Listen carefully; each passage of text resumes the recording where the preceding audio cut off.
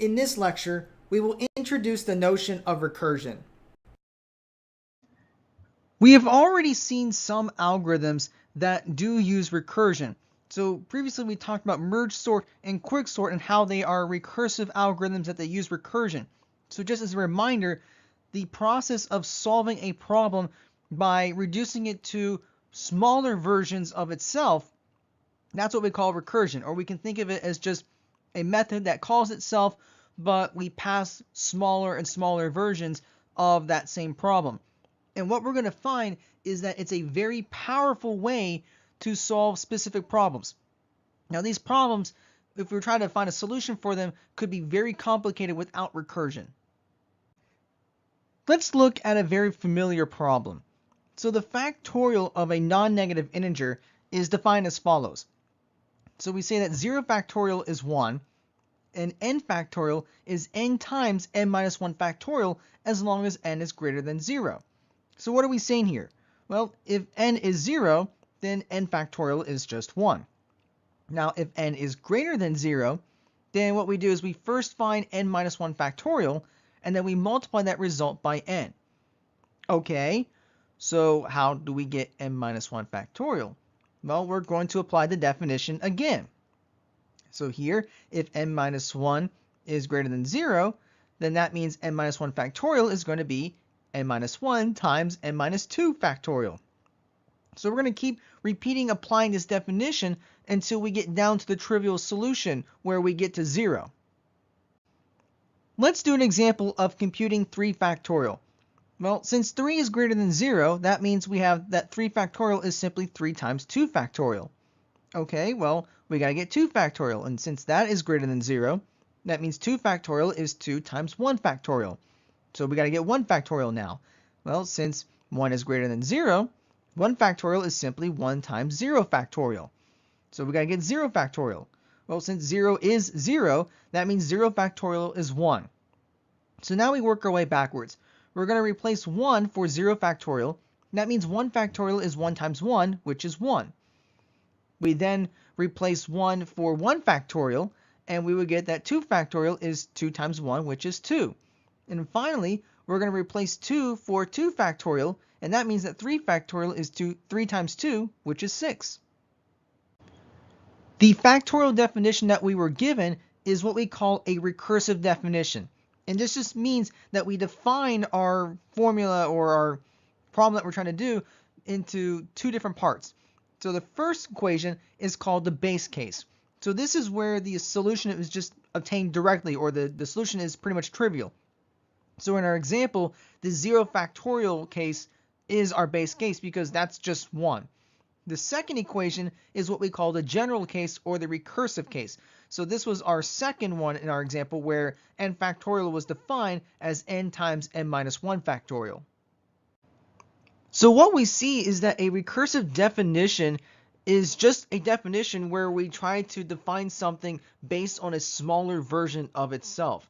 So if we go back to our factorial example, we had n factorial being n times n minus 1 factorial. So here we were defining n factorial based on a smaller version of the factorial. So we were looking at n minus 1 factorial. So from that example, we actually can see a couple of observations. One thing is that every recursive definition must have one or more base cases. So in this case, we were looking at 0 factorial, which is 1. So every recursive definition must have at least one base case. There could be more, but there has to be at least one. Another observation is that the recursive case must eventually be reduced to a base case. We have to be able to get to that base case eventually. So if we looked at our recursive case, we had n minus 1 factorial, and if we kept applying that definition over and over again, we would eventually get to 0 factorial.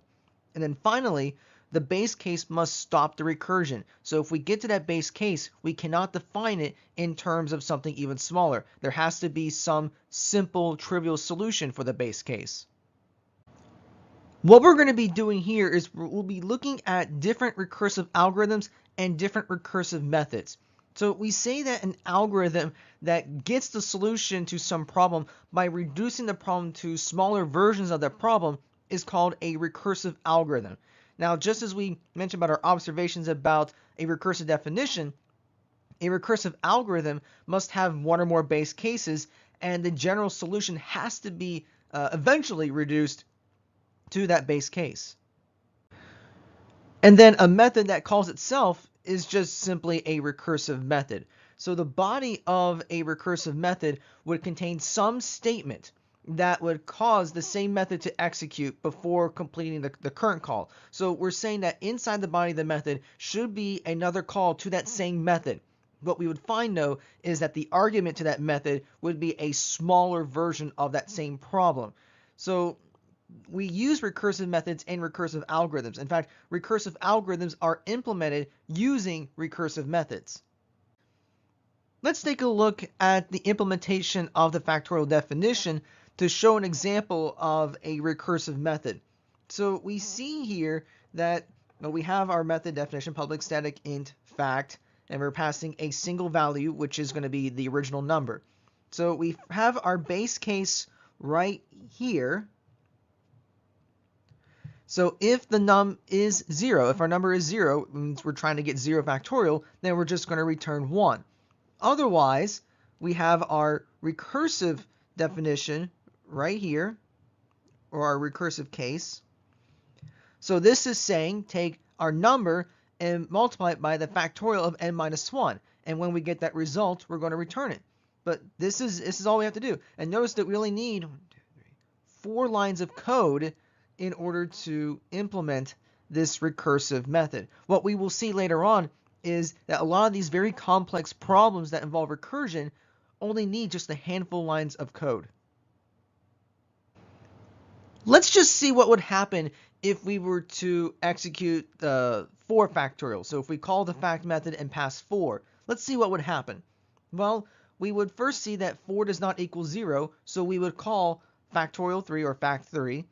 And then inside that method call, we would find that 3 does not equal 0, so we would call fact 2. We would then check 2 and see that it's not equal to 0, so we would call fact 1. And then we would see that 1 does not equal 0, so we would call fact 0. We would see that 0 does equal 0, so we do return 1. So this is where we were talking about before, that we would have to eventually get to our base case. So we finally got to it, and we had a trivial solution, which is just to return 1. So now we're going to work our way backwards. So we return 1 for fact 0. So now we're back to fact 1.